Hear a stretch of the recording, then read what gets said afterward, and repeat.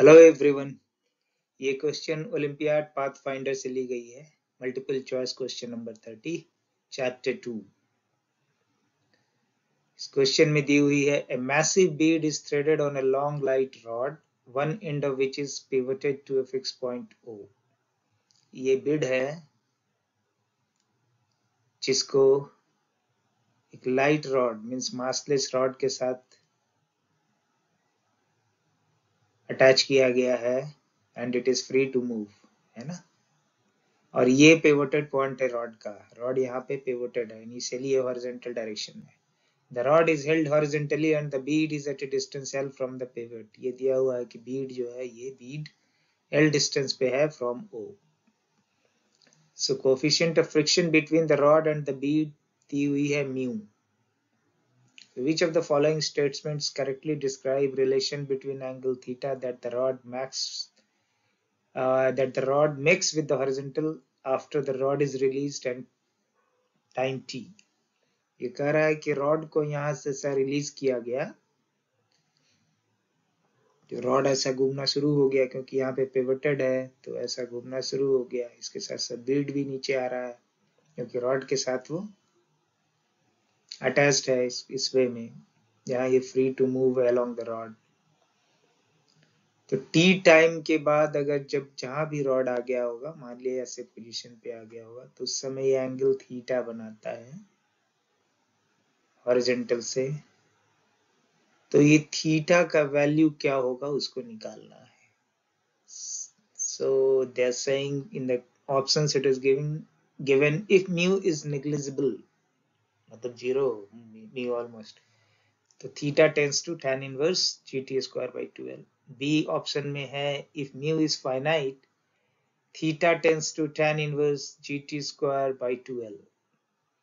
C में है if mu is finite, theta is smaller than tan inverse gt square by 2l by a finite amount।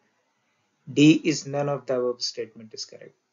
तो आइए इसको हम लोग डिस्कस करते हैं। इस क्वेश्चन में जो चीजें दी हुई है और इसको सॉल्व करते हैं, है ना। कन्वीनियंस के लिए हमने डायग्राम बना लिया। t is equal to 0 time पे रॉड ऐसा हॉरिजॉन्टल था। t is equal to t time पे रॉड का पोजीशन ये हो गया। तो इस समय ये जो एंगल बना रही है हॉरिजॉन्टल से वो एंगल थीटा है। इनिशियली ए पोजीशन पे था बीड जो O से L डिस्टेंस पे था।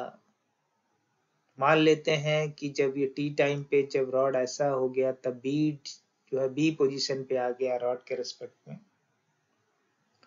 ठीक है।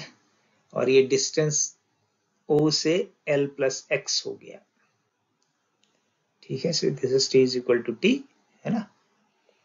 अब हम लोग मान लेते हैं कि इसका बीड का मास कैपिटल M है, रॉड तो मासलेस है, इसका 0 है। तो अब क्या है कि हम बीड इसके साथ रॉड के साथ फ्री टू मूव है but it is constant to move along the rod, ठीक है ना। तो इसका ये नॉर्मल रिएक्शन का फोर्स एक रॉड पे लगाएगा, तो ये नॉर्मल रिएक्शन का फोर्स हमने दिखा दिया। ये डिस्टेंस O से L प्लस एक्स है ना, L प्लस एक्स है। ये रोटेट हो रही है O पॉइंट के अबाउट, रॉड O पॉइंट से रोटेट होके ऐसा जा रहा है, तो इट मीन्स कि इस पे कोई टॉर्क लग रहा होगा ऐसा, है ना।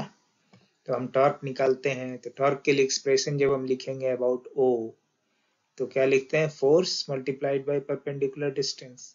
तो force is N multiplied by आपका N plus L plus x हो गया, डिस्टेंस है perpendicular distance, is equal to I into alpha। I is the moment of inertia of rod about O।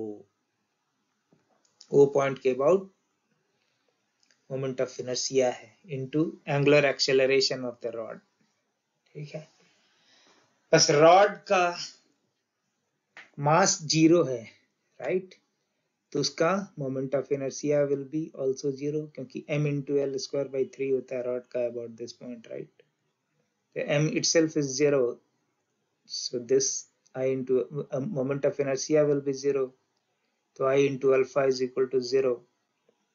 तो इसलिए हमें इक्वेशन नंबर 1 मिल गया, n into l plus x is equal to 0. But l plus x is a distance, right? So it can never be, it will not be 0 मतलब इस condition में जो question हम लोग डिस्कस कर रहे हैं उस कंडीशन में l plus x 0 नहीं हो सकता है, बट इक्वेशन 1 को सेटिस्फाई करना है बिकॉज अब हमारा इक्वेशन 1 करेक्ट है तो n को 0 होना पड़ेगा, तो इसलिए n हमको 0 मिल गया। अब हम फ्री बॉडी डायग्राम में बीड का बना लेता हूँ, बीड का ये बना लिया, ठीक है। तो बीड पे कौन कौन सा फोर्स लग रहा है, mg लग रहा है, नॉर्मल ये बीड इस पे नॉर्मल रिएक्शन n फोर्स लगा रहा है, तो रॉड इस पे भी as per Newton's third law इसको अपोजिट डायरेक्शन में n फोर्स लगाएगा, ठीक है। बट n 0 है तो this is 0, n is equal to 0 है, तो फ्रिक्शन फोर्स क्या होता, इस सरफेस के अलोंग लगता बीड पे, है ना, जहाँ पे कांटेक्ट में है रॉड्स के, इस डायरेक्शन में होता, लेकिन फ्रिक्शन फोर्स का वैल्यू क्या होता है, म्यू इंटू एन होता है। तो एन आपका जब 0 है तो फ्रिक्शन फोर्स विल भी 0 होगा, तो इट मीन्स कि बीड पे जो फोर्स लग रही है वो एक ही फोर्स लग रहा है, वो ग्रेविटेशन का फोर्स लग रहा है। इसका मतलब ये है कि बीड फ्री फॉल गिर रहा है नीचे विथ एक्सेलरेशन g, तो इट इज अब ये क्वेश्चन कन्वर्ट हो गया आपका फ्री फॉल का। अब फ्री फॉल हो रहा है तो ये स्ट्रेट लाइन में गिरेगा वहां से यहाँ, है ना, तो A से B जो आएगा वो स्ट्रेट लाइन में आएगा और BA will be perpendicular to OA हो जाएगा फिर, है ना, हॉरिजॉन्टल से परपेंडिकुलर हो जाएगा।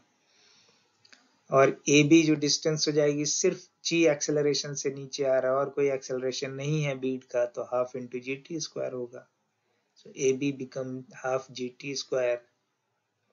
तो इस ट्रायंगल में OAB में मैं लिख देता हूँ tan थीटा क्या होगा, AB बाई OA, तो half GT square divided by L, that is GT square by 2L, तो theta will be tan inverse GT square by 2L।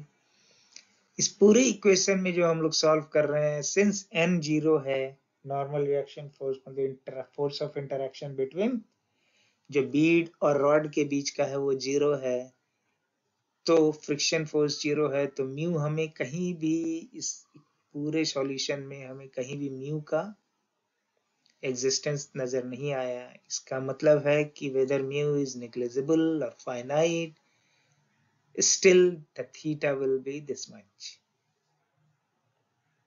अगर आप ऑप्शन चेक करेंगे तो ऑप्शन ए और बी आपका करेक्ट ऑप्शन होगा।